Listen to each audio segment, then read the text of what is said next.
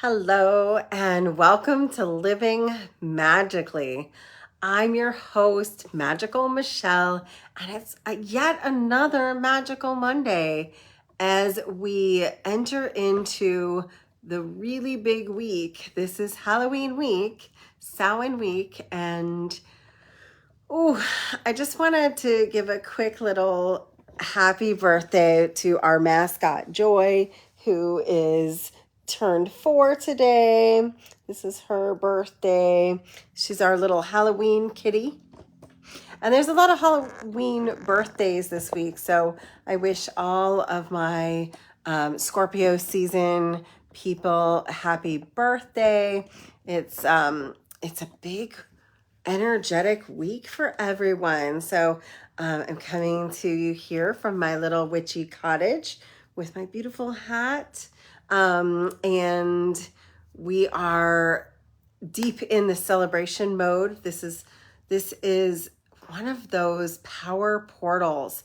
And some years Halloween is more Halloweeny than other Halloweens.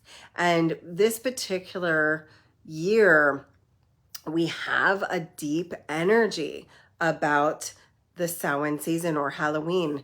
And I wanted to kind of explain my perspective on everything because there's a lot of talk about when is Halloween. Obviously, in America, we celebrate Halloween on the 31st of October. It's just an exact halfway point in the calendar season between the autumn equinox and the winter solstice. And so that's just when we put it on the calendar. And of course, someone says, well, do you celebrate Halloween? Do you celebrate Samhain? And so I celebrate both and all. For me, it's a season. And the season starts at the full moon in October and goes to the full moon in November. And that can change. The deepest day where the veil between the worlds is thinnest is on the dark moon between those two full moons. So that's what the Celtic world would have called Samhain or Samhain, or there's many ways you pronounce it. I'm a Ohioan in Florida, so I pronounce it Samhain. That's just how I say it. I don't know that there's an exact right or wrong way. And that's something I also wanted to bring up. These are traditions that have thousands of years of background, and some are brand new. Like all things that we have done, we have experiences and parts of them that go back thousands of years, and then we have things that have just come in the last couple of decades, the last century. So I celebrate what feels right for me. I love the costume aspect of Halloween, as you can tell. I've always loved a little good dress up, a little good spirit of embodying the thing that you're becoming. I do recommend you think about it intentionally though, because when we're talking ancient energy, when we dress up as something in shamanic work, we're taking on its energy. Often we're bringing out an archetype, something that needs to be healed in us or awakened in us or shown to the world. So even though we are putting on a costume or a mask, we're actually putting on something that needs to be brought out and shown to the world. So it's an interesting little tweak. But this week, as we are going into it, we actually have the calendar year of the 31st meeting up with that dark moon. So the veil will be the thinnest on Thursday night. And so this whole week is perfect time to work with your ancestors. I know we have several different ancestral cultures on the 1st and 2nd of November as well, the Day of the Dead, All Saints Day, many different names that can be spoken with. But what is true universally is that this is a time to speak with our ancestors, those that are beyond the veil. So we can put out a dumb supper, which the word dumb actually means silent. So dumb supper could mean eating with a meal with your ancestors, sitting and communing quietly. Or you could just do it the other way, where it's more loud and joyous and celebratory, where you place actually their favorite foods. So it's done in a bunch of different ways.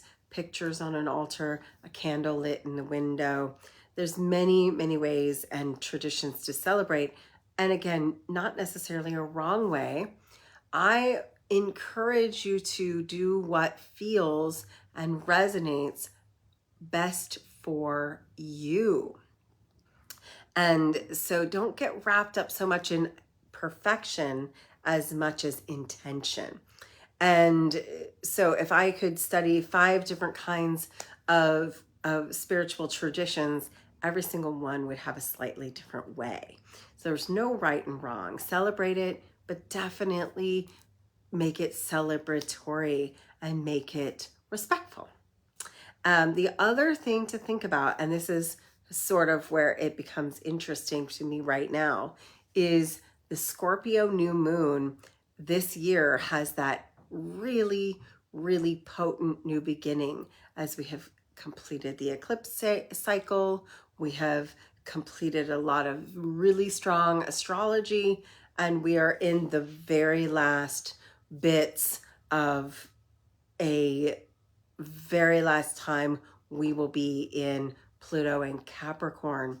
And so that ends on the 19th of November. So this is transformation. For me, Scorpio means death and rebirth, transformation, magic, ritual. And when we unite with that new moon, we're letting go, we're shedding a skin, we're burning down and releasing the old version of us. And that Pluto Capricorn transit really is talking about an entire way of being gone from us by the end of this year. Actually, the end of this month, coming up over the end of November. And with that comes the November 111 to 1111 portal. So this year we have a new moon on 11/1, or the first day of November. So that makes a 111.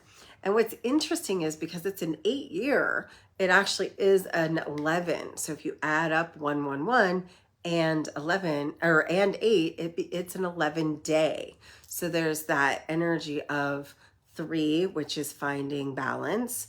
There's the energy of the new beginnings of the 111 angel number. There's the energy of it being a beginning of a new moon portal season. And it's also the energy of the transformative energy of the 11. So you've got a lot. Even the 8 is prosperity and abundance and karma. So we're ending an old karmic cycle. And when you're ending karma, we don't have to have anything other than an opportunity to heal it, release it, acknowledge it, understand its lesson, and let it go. So we're not looking to have to do anything other than allowing ourselves to be transformed. This is transformation. There is a heaviness in the collective consciousness because we are looking to transform the collective consciousness in that window. So we have an opportunity. There's 2 sides, 2 energies, and we're going to have new earth splitting energetically from, we're going to have this new paradigm and an old paradigm living simultaneously and getting farther and farther apart. So if you notice, there's people who specifically are just not having a good time, and then there's other people who are rising. So it's the people who've done their shadow work are just, this is like a magic carpet taking us to where we need to do, where we need to go. And don't get me wrong, this is the deepest, most potent time maybe ever, to do some shadow work. Give me a shout out. I've been asked to do a short energy workshop in November, just a couple of hours, one evening or weekend, for maintaining and holding a strong love vibe energy field. So if that's something you're interested in, please leave me a comment.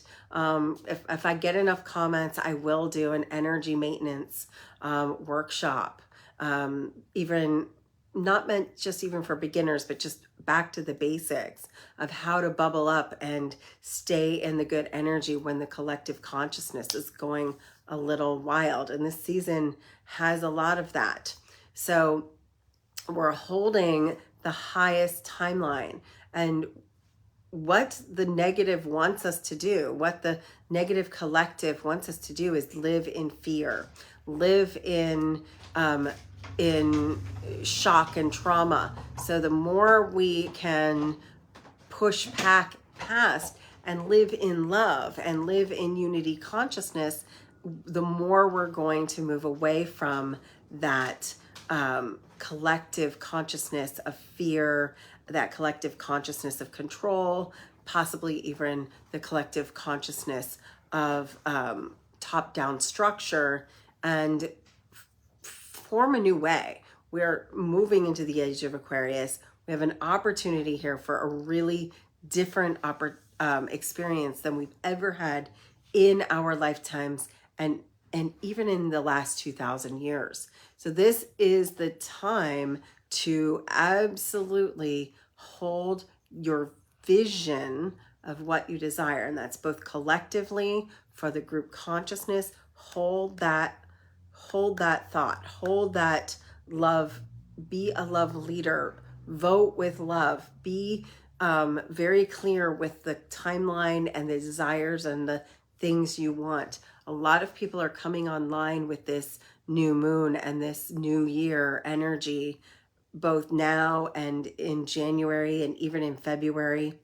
You're going to see a lot of people changing what they're doing, changing the people around them, their work, their experience, their life, to really set themselves up to be moving into their life purpose. You're going to see a lot of people living their life purpose, really more focused on vibration and love instead of stuff and things. We're going to be being instead of doing. We're going to be holding unity consciousness more and more and more. So like when you get into that love energy, you're going to get into the love energy. So, what is it that you're looking to do that's going to bring you more joy, more love? How can you lean into making love part of your plan? How do you lean into living more of your life purpose? How do you live more in your heart and less in your fears, in your brain, in your worry? Because remember, we're already made to be enough. We're already made to be love. We are made of divine light, the divine spark. The reason why we're so heavy right now is there is that 1% and above that really wants the world to not change, to not grow, to not be what is possible. So don't let fear take over. Use this new moon to let love be the process. Let unity consciousness be your heart. Take that action step. Take that emotional step. Do the thing that your heart, if I were to call this one thing, it would be this Scorpio new moon on November 1st, 1/11, would be find your heart's desire. And through those days up till November 11th, up to the full moon in November, take action steps and emotions to build more joy, more purpose, more pleasure, more alignment into your life. And that's just it. That's all we need to do is be really intentional, really on purpose. A deep friend of mine from Utah is coming, and on 11/11, she has offered to do a ceremony, a transformational ceremony, an arrow break ceremony here in Orlando, Florida, in my home. I'm just hosting. I've never had a ceremony like this, so I'll be one of the participants, but we'll be hosting that 11/11 ceremony here and at my home in Orlando, Florida. So this is that month. What are you bringing to the table? What are you sharing? How are you holding love, not fear? How are you creating your own heart-centered, heart-based love life? Love life, not love life romantically, but loving life, life filled with love and magic and transformation. So this is a good week on a very witchy tip note to sage your house, clean your house. One of the things we were talking about this weekend was using some lemon water to mop your floors with real lemons. You can use sage and incense, of course, to get old energy out. And my favorite is to take your cinnamon broom and sweep counterclockwise through your home, whether it's a new broom or it's last year's broom. Sweep the old energy out, especially with that first of the month. A lot of people like to do the cinnamon, blowing the cinnamon and salt at your doorstep on the first of the month. Well, add that cinnamon broom sweep, because you're sweeping out old stuck energy from the old year, and you're energizing, you're activating, you're creating. Friday's just going to be very potent. The whole weekend's going to be potent for new moon magic. I love Fridays for a new moon because it's ruled by that Venus and Freya, love and beauty energy. Hathor, if you're looking at the Egyptian pantheon, but it's love and beauty, and Scorpio is all about transformation and magic and seeing beyond the veil. So we're connecting with our ancestors, we're connecting with our gifts, we're connecting with our magic. What is your unique magic that you're bringing to the world? This new moon is time for you to step into it with grace and ease and love and joy. There's so much potency available right now. It's beautiful, and you're beautiful. You're beautiful. Remember your beauty. Remember the beauty way. They call it the beauty way because it is available for eyes to see and ears to hear. It's all frequency, it's choice, it's your mind, it's your thoughts, it's your words, it's your action, it's your frequency. You get to choose your timeline. You get to choose whether you're in grace. You get to choose whether you're in love. You get to choose your own hope. Be the light in the darkness right now, because we are in a dark time. It's the dark of the moon, and we will be in that dark of the moon all the way until Friday. And with that dark moon is the release, the full surrender of letting go of an old way of being. And I just really see that as this 111 portal with the new moon in Scorpio being a full release of an old way of being, old habits, old identity. There's nothing more identity than Scorpio. It's a shedding. If you think of a snake, of shedding its skin so it can grow, or a phoenix as it burns away, cleanses, and releases, it is then able to rise as the new version. So when we cross over that threshold into the 11, 1 and 11, we walk into the time of becoming that frequency, being that frequency, already holding and embodying the frequency of the version of you that you're becoming. You just literally step into it. How does that version of you smell? How does that version of you see? What does it see? What does it smell? What does it hear? What does it speak? How are you embodying that version? That's real magic, right? The real magic comes in the details. Some say the devil's in the details. I say the magic's in the details.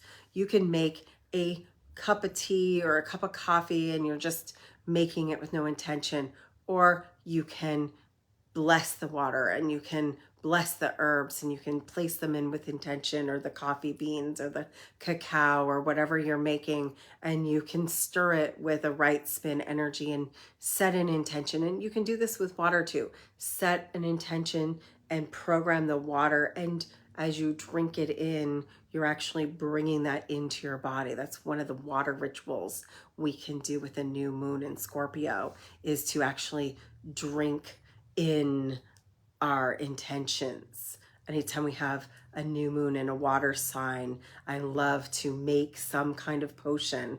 For me, it's butterfly tea, because it starts out blue and you stir in a little bit of lemon and it becomes purple, but it can never go back to being blue. It can never go back to being blue. So when you do that, you recognize that you are making a change and you can't go back to the old version of you. There's nothing more specific than that right now. Is the old version of you is dying, letting go, cleansing, removing, and releasing. And the new version of you is stepping all the way in. Are you going to lead with your heart? Are you going to lead with your joy? Are you going to lead with your desire and your choice and your soul purpose? If that's the case, you're going to have a magic carpet ride right now, straight to where you're going. There's a lot of energy for that deep, transformative new beginning. So candle magic, because it is a fire holiday, Samhain is considered one of the 4 cross-quarter holidays. So it is a fire holiday. So you could do a fire and you could write out what you're letting go, or you can burn your old broom, or you could write out something and burn it in the fire. You can take and build a bonfire and just sit and fire gaze, or light an intentional candle and gaze into the candle and see what your ancestors may be bringing. I like road opener candles right now. I like ancestor candles right now. I like any kind of sage or cleansing type candles, white, black, purple, blue. These are good. Orange for prosperity. And then once you get through to the new moon, the color of the candle could be the intention that of the emotion that you're seeking.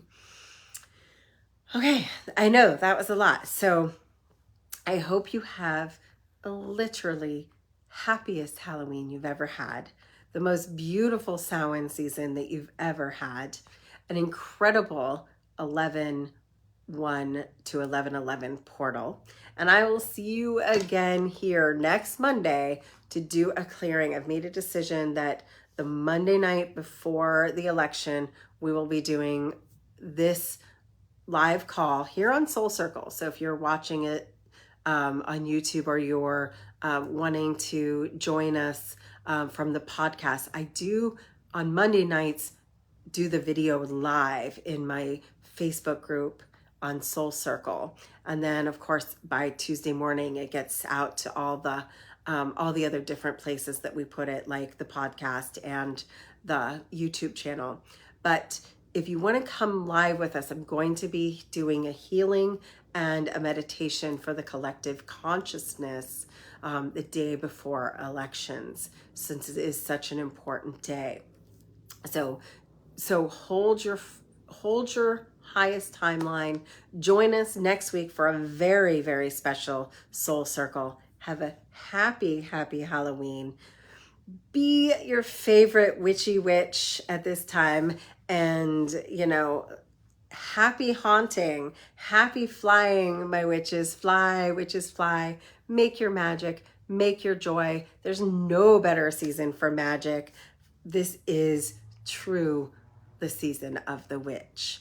And I love you. Live magically.